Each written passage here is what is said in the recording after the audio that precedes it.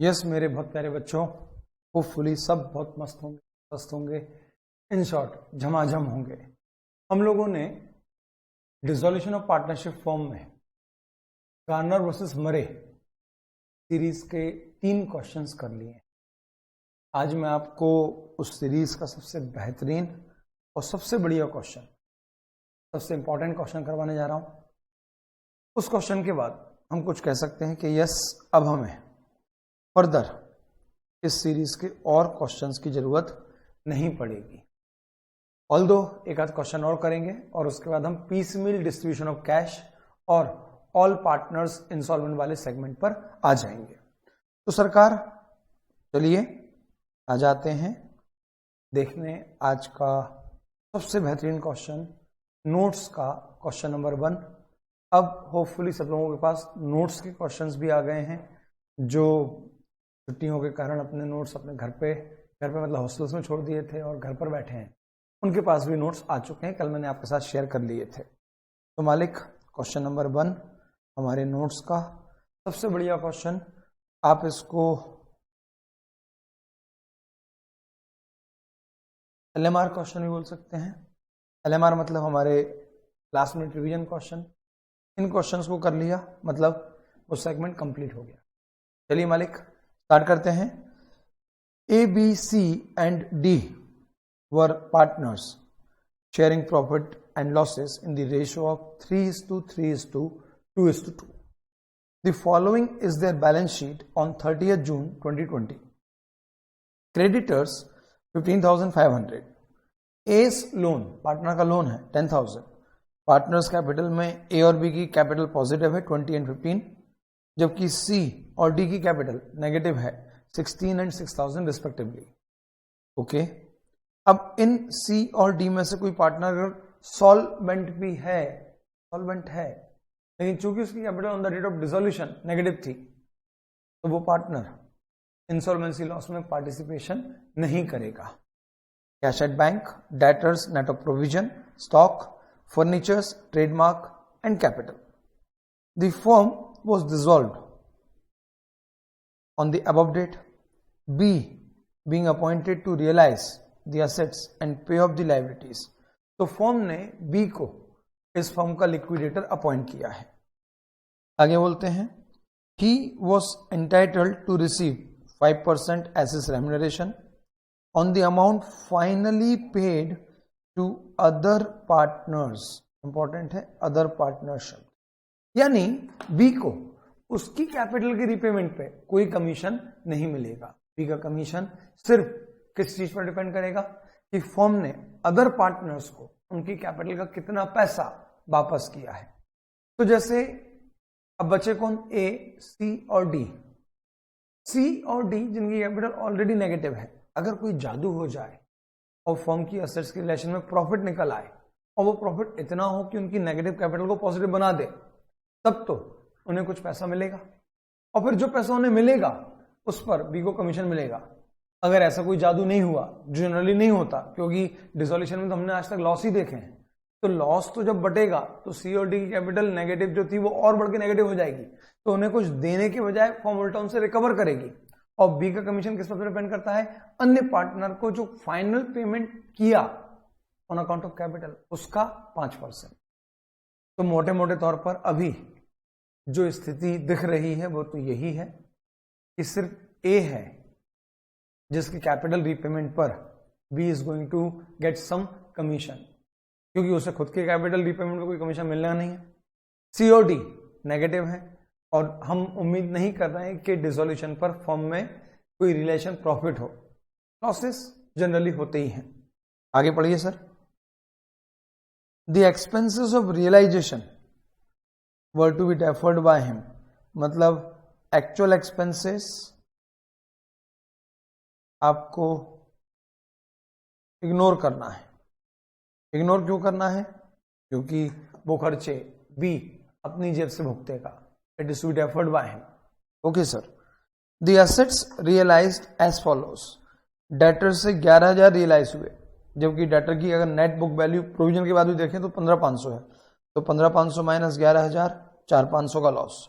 Stock से 8,000 realise हुए, 10 minus 8, 2 का लॉस, फर्नीचर से सिर्फ 1 रियलाइज हुआ, 3 का लॉस, ट्रेडमार्क से 4 यार रियलाइज हुए जबकि 7 के थे, 3 का loss, and there was a JLP of 30,000 which was surrendered for ₹3,000। तो सर JLP हमारी एसेट्स थी लेकिन बैलेंस शीट में कहीं थी नहीं, मतलब आप JLP का जितना प्रीमियम था वो सब पीएल में चार्ज करते जा रहे थे, इसलिए उसकी कोई भी वैल्यू बैलेंस शीट में नहीं आई, यानी एक तरह से उसकी बुक वैल्यू 0 थी और आज उसके बदले में 3,000 रुपये रियलाइज हुए हैं। ये सारे लॉसेस थे तो मैं उसको माइनस कर देता हूं क्योंकि वो प्रॉफिट है मेरा। तो फाइनली कितना नुकसान हो गया, 4,500 प्लस 2 6,500, 6,500 प्लस 3 9,500 का लॉस असेट्स के रिलेशन में हुआ है। तो सर कोई उम्मीद नहीं दिख रही प्रॉफिट होने की, यानी COD नेगेटिव से और नेगेटिव होंगे, पॉजिटिव नहीं होंगे। ठीक है सर, आगे बढ़ते हैं। Sundry creditors were paid off in full, sundry creditors को पूरा पैसे दे दिया गया, including a contingent liability amounting to 2,500 in respect of bill discounted which materialised. ओहो, तो इसका मतलब तो ये हुआ कि 2,500 रुपए अनरिकॉर्डेड लायबिलिटी के हमको और पे करने पड़े, यानी एक लायबिलिटी जिसकी बुक वैल्यू 0 थी आज उसके बदले में मुझे 2,500 रुपए देने पड़ रहे हैं। तो ये मेरे लॉसेस को बढ़ा के 12,000 पे लेके जा रहे हैं। Expenses of realisation amounted to 500, sir मैं इसको काट सकता हूं क्योंकि ये तो बी नहीं पे करना है, it is to be deferred by B only.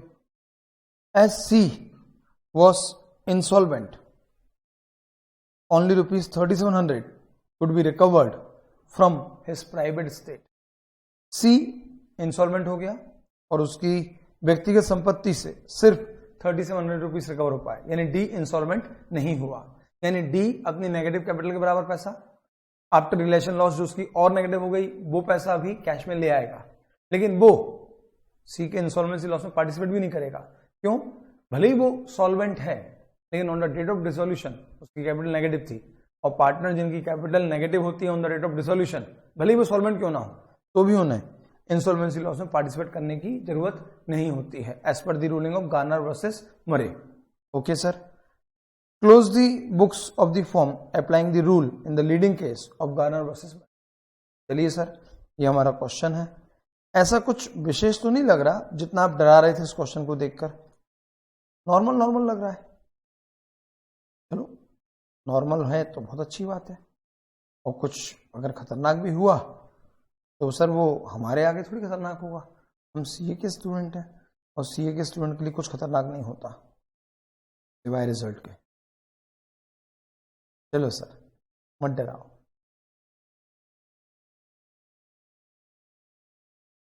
पहला खाता पार्टनर्स कैपिटल अकाउंट, भैया आप भी बना लो, मुझसे बार बार आप ऐसे नोट्स की रिक्वेस्ट मत करा करो, ऐसा लगता है कि फिर आप कुछ लिख ही नहीं रहे हो, सिर्फ बाबा अनुभव जन के प्रवचन सुन रहे हो, और प्रवचन सुन के किसी का भला नहीं हुआ, आपका भी नहीं होगा।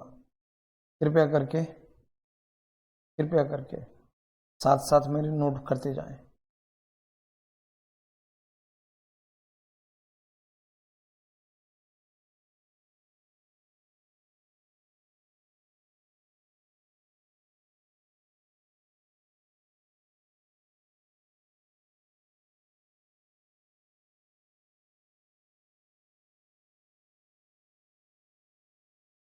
ओके सर, ये हो गया आपका पार्टनर्स कैपिटल अकाउंट ABCD।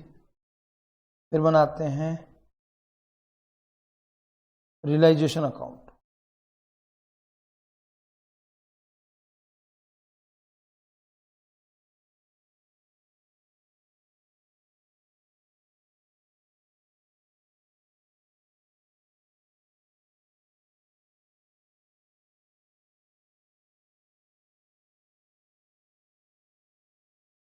ठीक है सर, रिलेशन अकाउंट बन गया। और क्या बनेगा? हम लोगों ने डिस्कस किया था कि जब भी फॉर्म में पार्टनर्स लोन अकाउंट हो तो उसको रिलेशन में ट्रांसफर नहीं करेंगे, तो एक खाता और बना लो, पार्टनर्स लोन अकाउंट। और बताओ सर, सब बढ़िया, आप बताओ। लो सर, पार्टनर्स लोन भी बन गया छोटा सा।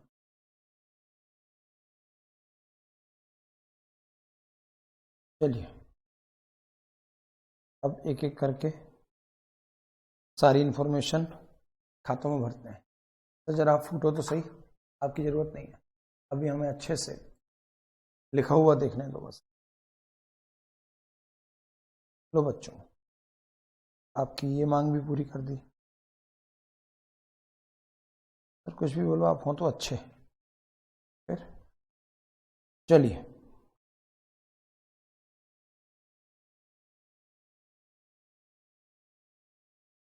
कैपिटल का ओपनिंग बैलेंस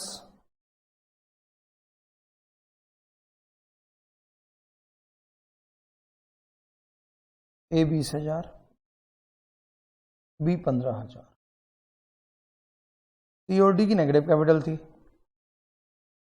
तो आ गया 2, बैलेंस ब्रोट डाउन। सी 16,000 16,000 और डी 6,000। ठीक है सर, चलो रिलेशन में सारी एसेट छापते हैं। 2, कैश तो नहीं आएगा, कोई बात नहीं। Debtors account 16,000। 2, stock 10,000। 2, furniture 4,000। 2, trademark 7,000। ठीक है सर, अब जरा लाइबिलिटीज गिनाओ सर। बाय। तो सबसे पहले तो ये प्रोविजन यहाँ पे लिख दो ना, क्योंकि डेटर्स हमने यहाँ पर बुक वैल्यू भी लिखा था और provision is a separate account. ये बैलेंस शीट है जहाँ पर दो खाते नेट करके शो हो जाते हैं, but actually they are two different account. Provision by creditors 15,500। Partners loan का बैलेंस 10,000। और लास्टली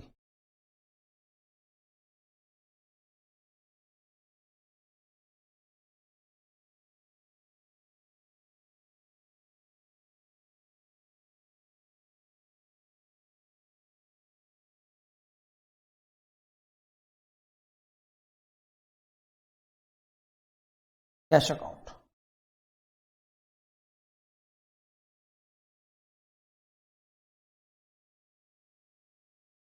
सरकार कैश का बैलेंस क्या है?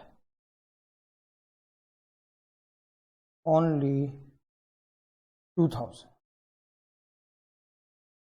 लो सरकार, बैलेंस शीट तो खाली कर ली। अब द सेकेंड पॉइंट ये वाला, जहां पर हमको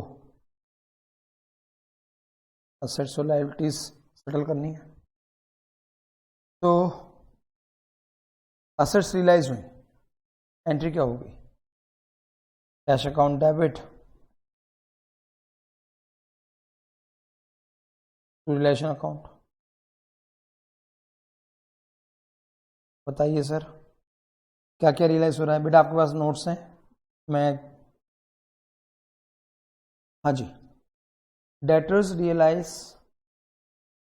11,000, stock realise 8,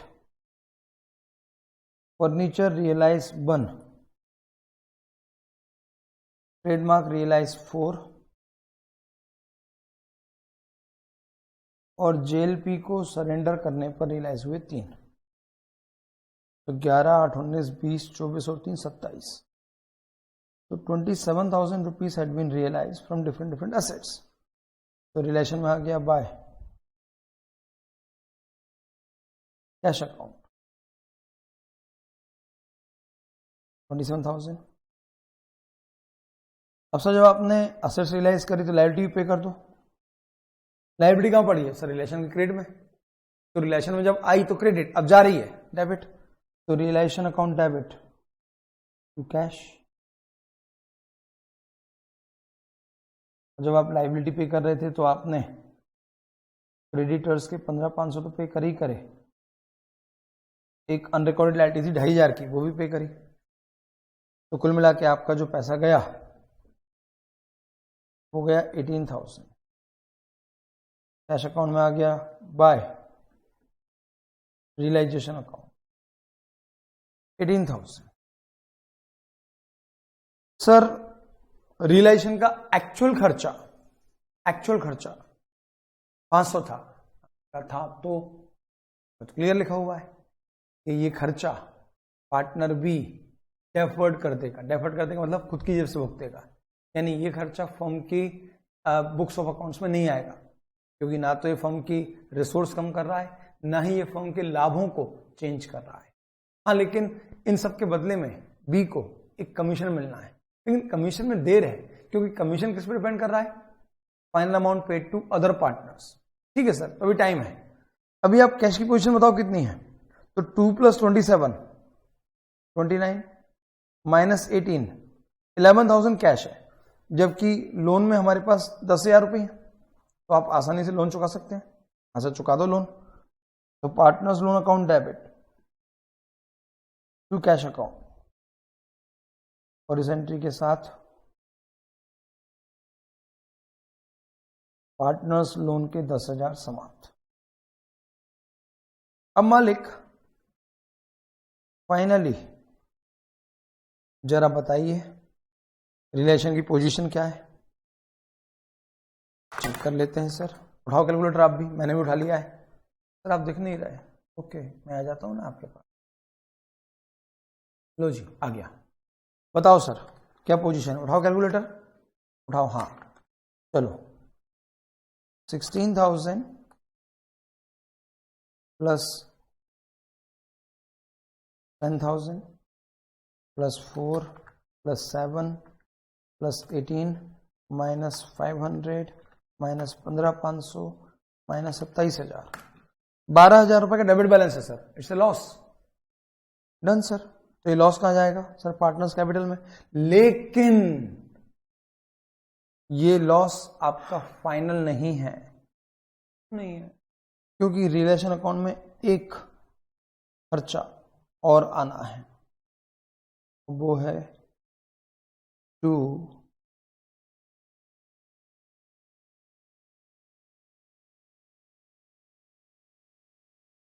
20 capital account. Sir ये क्या है?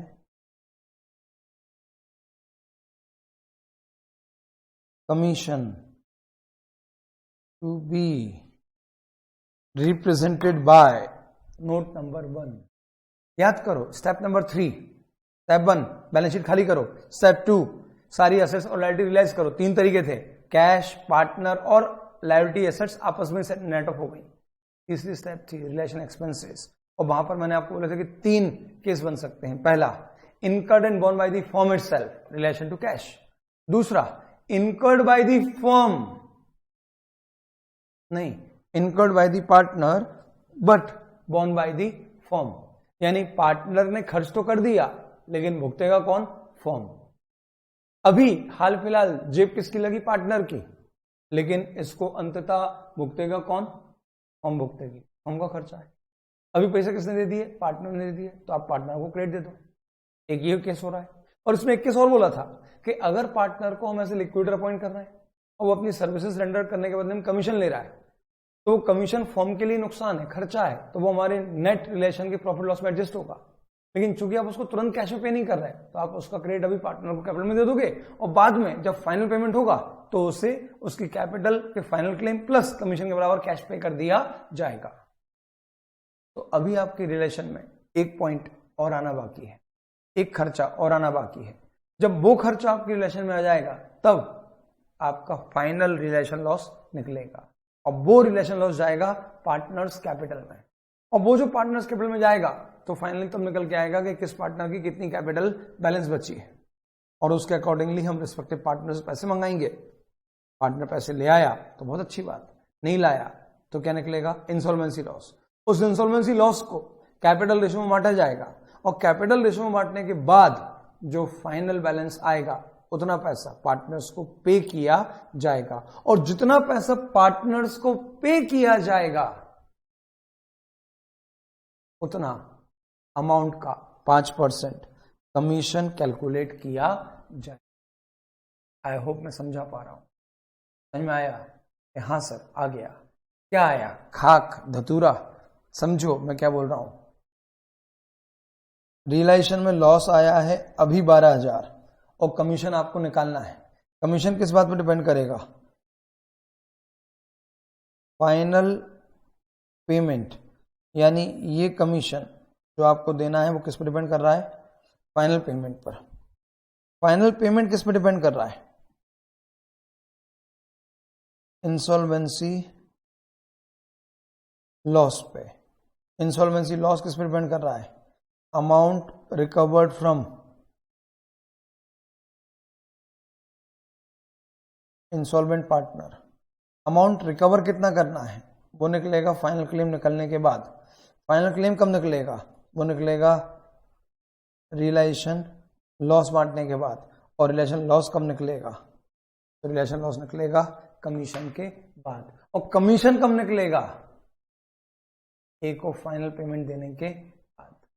ए का जो फाइनल पेमेंट होगा उस पे कमीशन मिलेगा। सर ए का क्यों? क्योंकि क्वेश्चन लिखा था कि बी को कमीशन मिलेगा अदर पार्टनर्स के फाइनल पेमेंट पर, तो वो तो दौड़ से बाहर हो गया। अब अदर में बचा ए, सी और डी। डी तो बेचारा इंस्टॉलमेंट हो गया और फर्म को हुआ है लॉस। तो डी की कैपिटल जो ऑलरेडी नेगेटिव थी, रिलेशन लॉस बांटने के बाद और नेगेटिव हो जाएगी। तो जब वो और नेगेटिव हो जाएगी तो फर्म उसको पे नहीं करेगी, उल्टा उससे रिकवर करेगी। तो सर कुल मिला के firm is going to pay only to A for is final capital. तो सरकार यहां पे सबसे बड़ा चैलेंज रिलेशन लॉस कैलकुलेट करना है। तो working note number 1,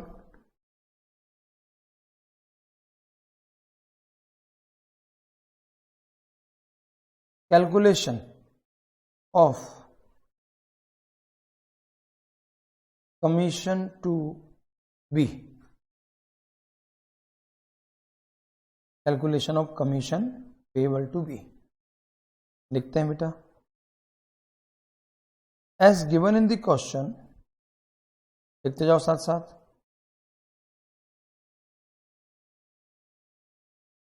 that B is entitled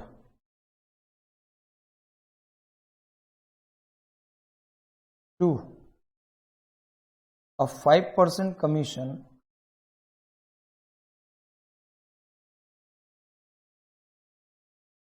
on amount paid to partners against their capital।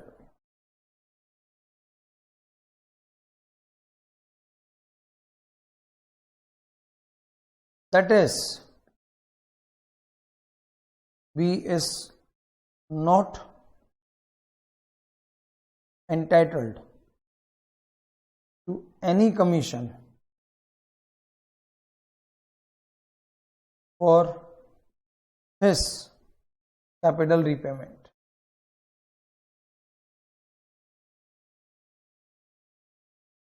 तो बी को अपने खुद के कैपिटल रीपेमेंट पर कोई कमीशन नहीं मिलेगा। एक बात,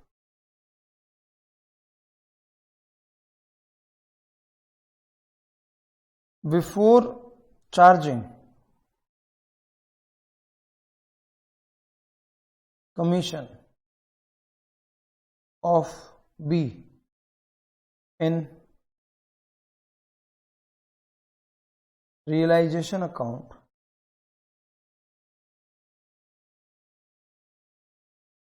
there is a loss of rupees 12,000।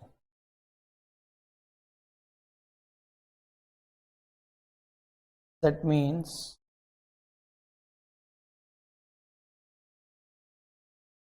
after charging commission, loss will increase।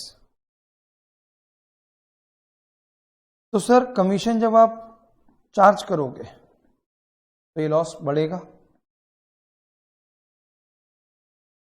which will increase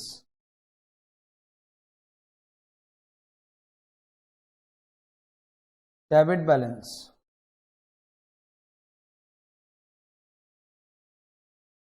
of capital account of C and D. So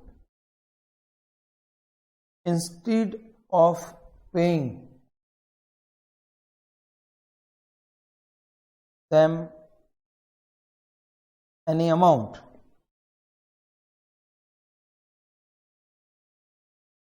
firm will recover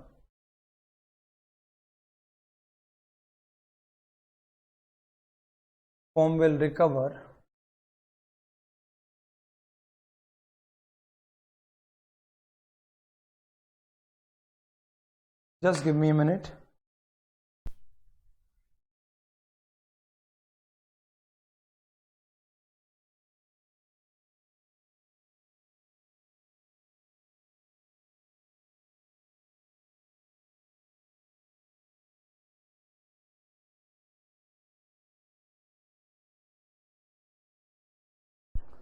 हाँ जी, firm will recover cash against their debit balance of capital account. So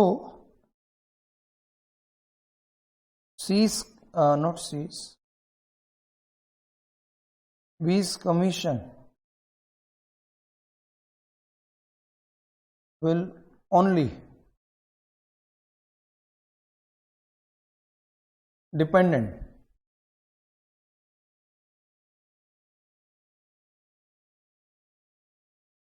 on final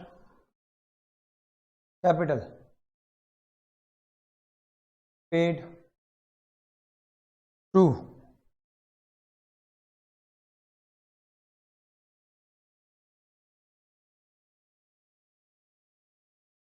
Mr. A.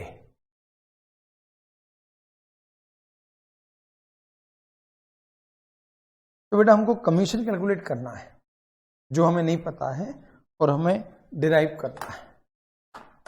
चलिए sir कोशिश करते हैं commission calculate करने की। आसान नहीं होगा लेकिन फिर भी करते हैं कोशिश। तो लिखें sir commission to A is, हमें निकालना है सर? हाँ आपको ही निकालना है। ओके तो कमीशन टू मिस्टर ए हमने माना है x.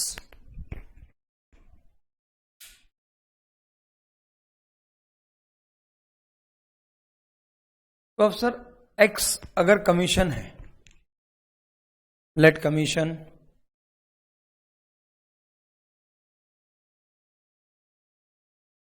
B equals to x,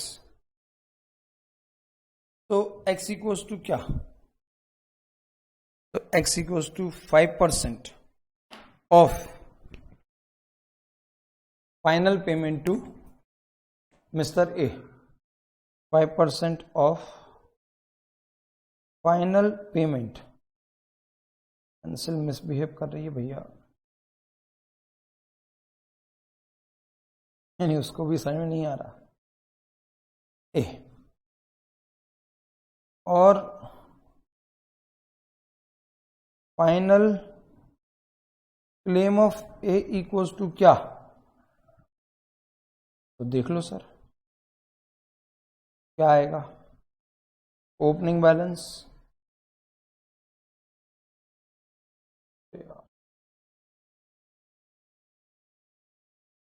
minus share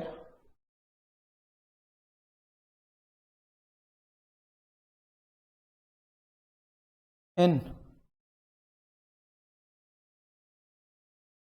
realisation loss. लेकिन सर आप याद करो कैश भी लाना पड़ेगा आपको तो ही।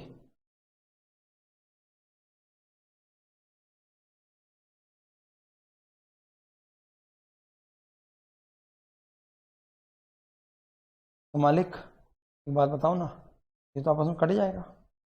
हाँ, मैं आपको यही समझाना चाह रहा था कि इसका इम्पैक्ट 0 होगा। क्यों? क्योंकि गार्नर वर्सेस मरे बोलता है कि रिलेशन लॉस में जितना आपका हिस्सा है उतना तो आपको कैश में लाना ही पड़ेगा। तो नेट इफेक्ट ऑन कैपिटल तो 0 हो गया, क्योंकि जितने अमाउंट से आपकी कैपिटल कम हुई उतने अमाउंट से आपकी कैपिटल वापस से बढ़ गई। तो फिर इम्पैक्ट क्या पड़ेगा सर? इम्पैक्ट पड़ेगा शेयर इन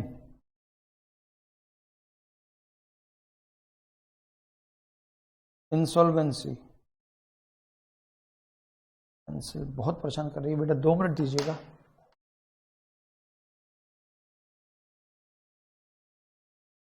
हम इसको 2 मिनट चार्ज कर लें, शायद उसके बाद ही हमको परेशान करना बंद कर दे।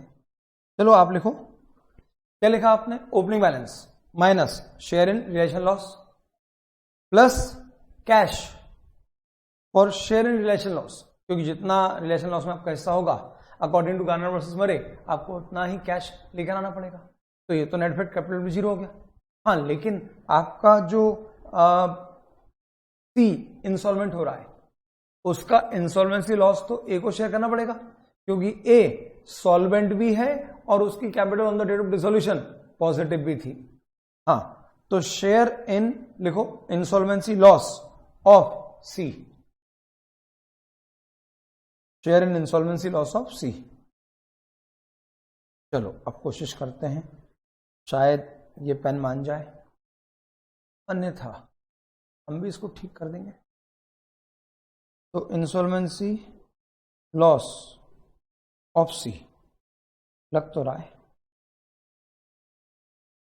तो टोटल रिलेशन लॉस अभी क्या बोला था? कमीशन चार्ज करने से पहले 12,000 था और कमीशन आपने कितना माना है? x, तो 12,000 प्लस x। चलो, क्या रियलाइजेशन लॉस में हिस्सा निकालने की जरूरत है इस क्वेश्चन में? पर नहीं है। क्यों नहीं है? अरे उसका इंपैक्ट तो पढ़ना ही नहीं है कुछ भी, तो छड्डो उसको। फिर भी अगर आपको निकालना है तो बताओ, S share in relation loss, sir PSR था 3322, तो 336 और 224, तो 3/10 और 12,000 प्लस x। सॉल्व करोगे तो क्या आएगा? 3600 प्लस 0.30x। ये क्या आ गया? रिलेशन लॉस में हिस्सा। ऐसे ही, अरे नहीं मालिक, गलती से निकालें सी शेयर इन रिलेशन लॉस। सी का शेयर होगा 2/10 ऑफ 12,000 प्लस x। सॉल्व करोगे तो आएगा 2400 प्लस 0.2x। ठीक है मालिक। अब ये जो अमाउंट आया ये सी का रिलेशन लॉस में हिस्सा है। अगर मुझे सी का इंसॉल्वेंसी लॉस निकालना है तो क्या क्या लोगे सर? तो सर सी की opening capital plus share in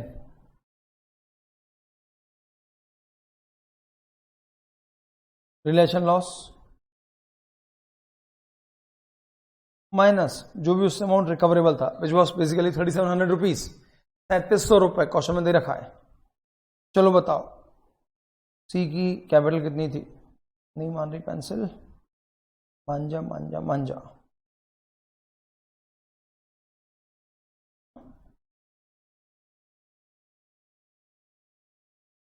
चलिए सर 16,000। रियलाइजेशन लॉस में हिस्सा 2400 प्लस 0.20x माइनस 3700, ये अमाउंट रिकवर हुआ था जो। तो सर इसको सॉल्व करें तो क्या आएगा? 16,000 प्लस 2,400 माइनस 3,700, 14,700 प्लस 0.20x। अब सर ये आया क्या है? सर ये आया है आपका इंसॉल्वेंसी लॉस ऑफ सी, और इंसॉल्वेंसी लॉस शेयर कौन करेंगे? तो ये शेयर करेंगे ए और B in their capital ratio on the date of dissolution. तो सरकार जरा बताओ, डिसोल्यूशन वाले दिन कैपिटल रेशो क्या है? 20 और 15, यानी रेशो आ गया 4:3।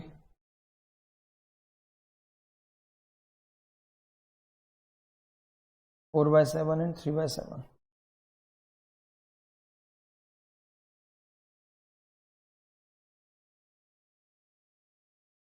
तो हमें तो सर सिर्फ इससे मतलब है, बताओ सर क्या हिसाब निकल रहा है? 14,700 plus 0.2x into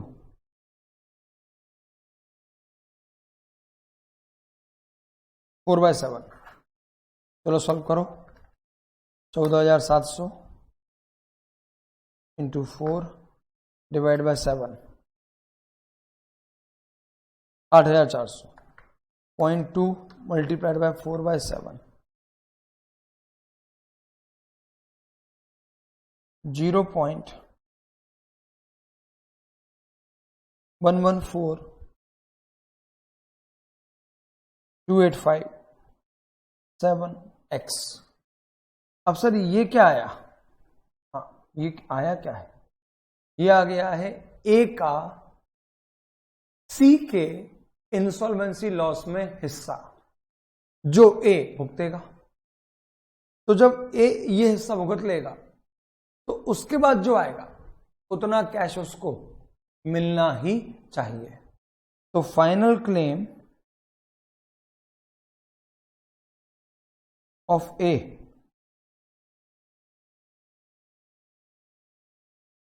$20,000 minus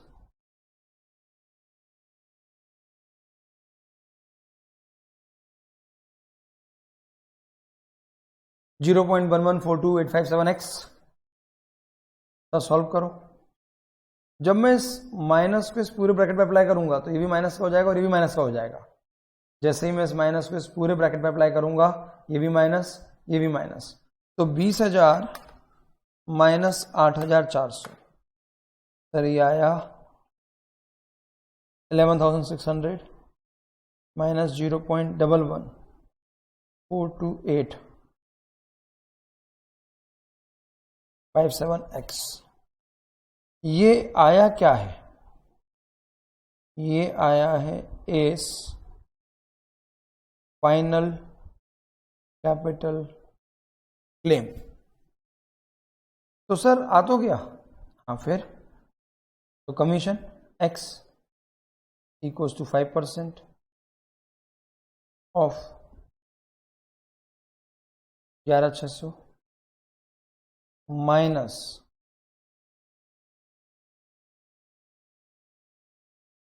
0.11428557x।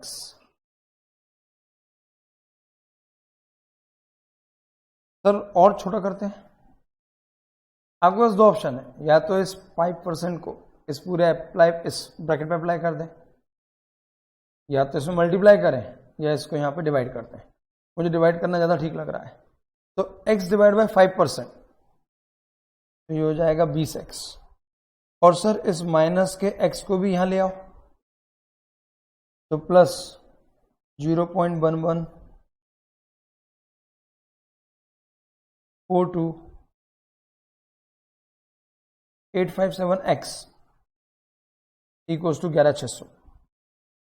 और सॉल्व किया तो 20.11428557x equals to 11,600. Yes, here is our answer. Finally we got our commission.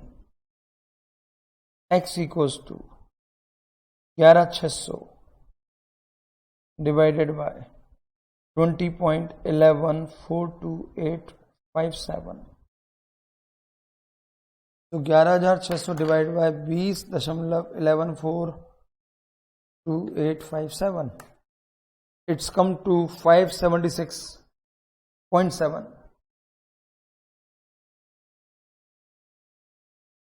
ये आया हमारा कमीशन।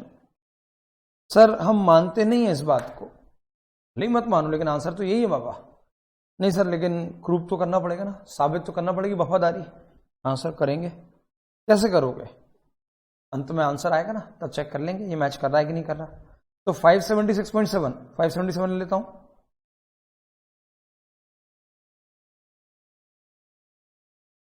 तो यहां लिख दूं 577, और जैसे यहां पर 577 लिखा, तो अब हमारा जो नेट रिलेशन लॉस आया वो आया 12,577, 12577, और ये जाएगा कहां? पार्टनर्स कैपिटल अकाउंट में, इन PSR। तो 12577 to realisation account, 12577 into 3/10, 3773।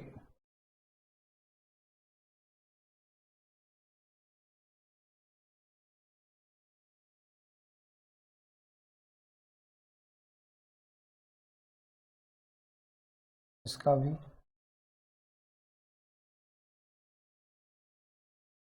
12577 into 2/10,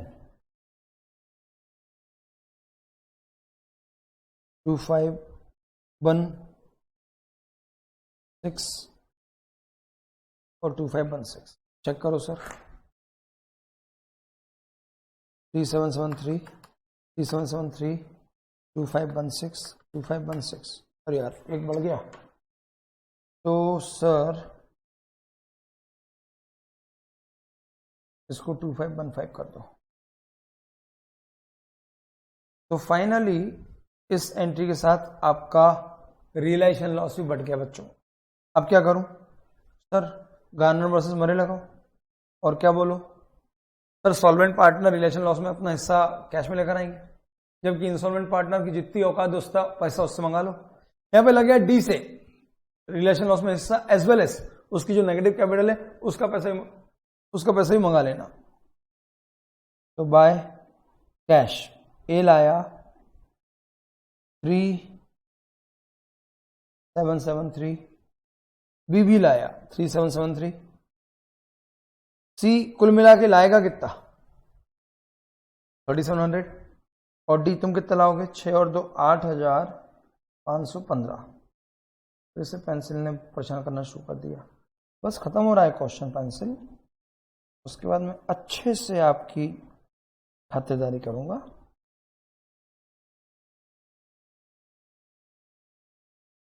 $8515। तो कैश अकाउंट में 2 A capital, to B capital, to C capital, to D capital, 3773, 3773, 3700 और 8515। सही हूँ क्या मैं? चेक करना सर। हाँ 8515, ये भी आ गया। अब जो बचा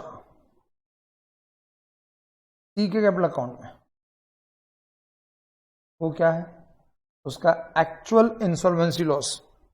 और वो एक्चुअल इंसॉल्वेंसी लॉस कहां बटेगा? Solvent partner having credit balance in capital account में। तो सर टोटल फाइनल कितना लॉस आ रहा है? 16,000 plus 2516 minus 3700, 14816 is the amount of final loss। तो एक छोटा सा वर्किंग नोट और बना लो।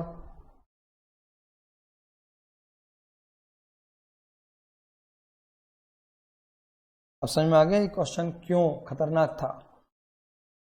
Distribution of insolvency loss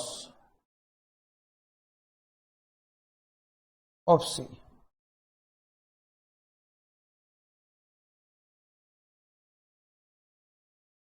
insolvency loss of C equals to 16,000 plus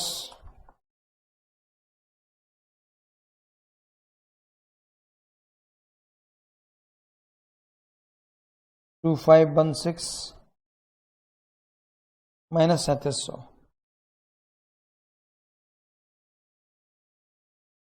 14,816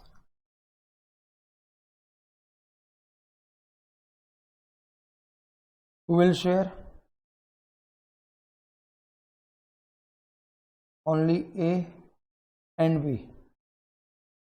in their capital ratio. D is also solvent but having debit balance in capital account on the date of dissolution. Therefore, he will not share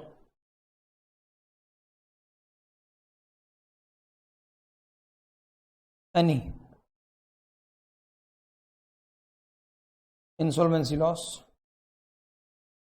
Only A and B will share it in capital ratio. तो 14,816 का 4/7 8466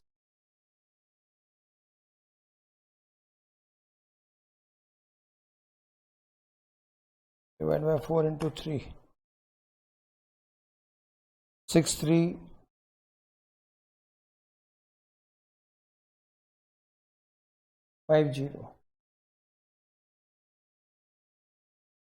6349.7 था तो 6350 कर दिया तो 8446 8466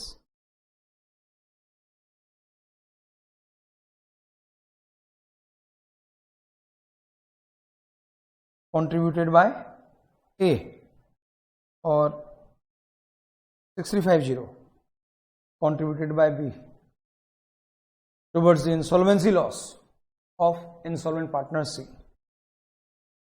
So by A's capital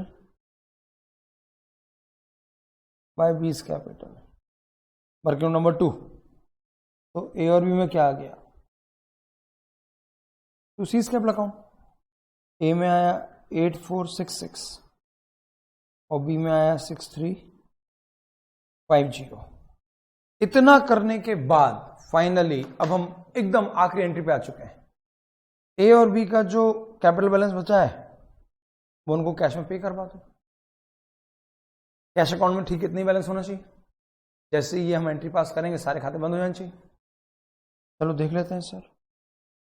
to cash ए 20,000 3773 तो मैं कर ही नहीं रहा क्योंकि प्लस माइनस 0 हो गया. Minus 8466 11 534 B 15,000 minus 6350 8650. अभी एक एंट्री बच गई थी यार sorry. By relation account commission वाली कितना 577 इतनी मैंने तो उसी की थी और रिलेशन में तो मैंने लिख दिया था. यहाँ लिखना छूट गया था. तो 8650 प्लस 577 9227 आया. 11,534 11,534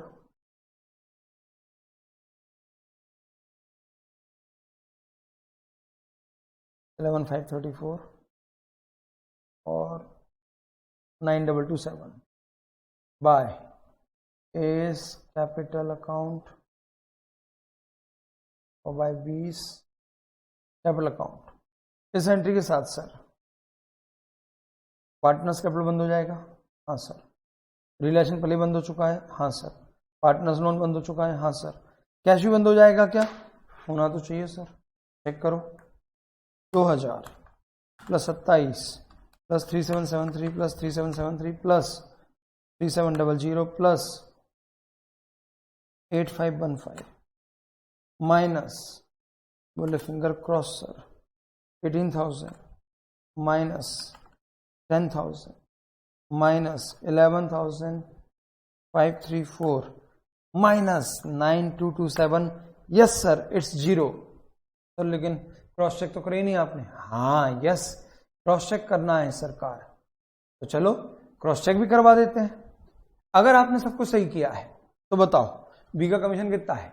ए को जो अमाउंट फाइनली पे हुआ उसका 5%, और आज हमें पता पड़ चुका है कि ए का फाइनल पेमेंट क्या है? 11,534।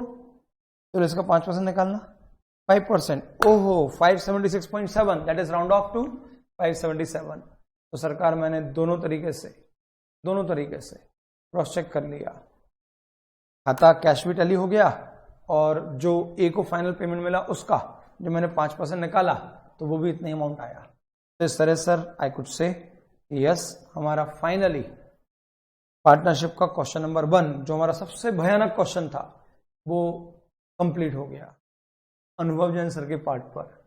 अब प्यारे बच्चों के पार्ट पर ये क्वेश्चन का सॉल्यूशन कम से कम 2 बार घर पे करना बाकी है, और अगर ऐसा नहीं किया तो मेरे इस पूरे घंटे के लेक्चर की कोई वर्थ नहीं रह जाएगी, इट विल बी 0, और आपके भी। तो अगर आपको चाहते हैं कि इस क्वेश्चन पे आपका कॉन्फिडेंस आए, तो आपको अभी की अभी, आज की आज ये क्वेश्चन वापस से कम एक बार देखकर और एक बार फिर से बिल्कुल बिना देखे सॉल्व करने ही करना है, तभी इस क्वेश्चन की वैल्यू है, अदरवाइज तो बेटा इस क्वेश्चन की कोई वैल्यू नहीं है। चलिए सरकार यहाँ पे रोकते हैं और हम आते हैं अब अगले लेक्चर में, when all partners are solvent के केस पर। वो थोड़ा सा इजी जाएगा। जो भी था डिसोल्यूशन सबसे अच्छा पार्ट वो ये था जो हम ऑलरेडी कर चुके हैं। चलो सर, मिलते हैं एक और ब्रेक के बाद। Bye bye, take care.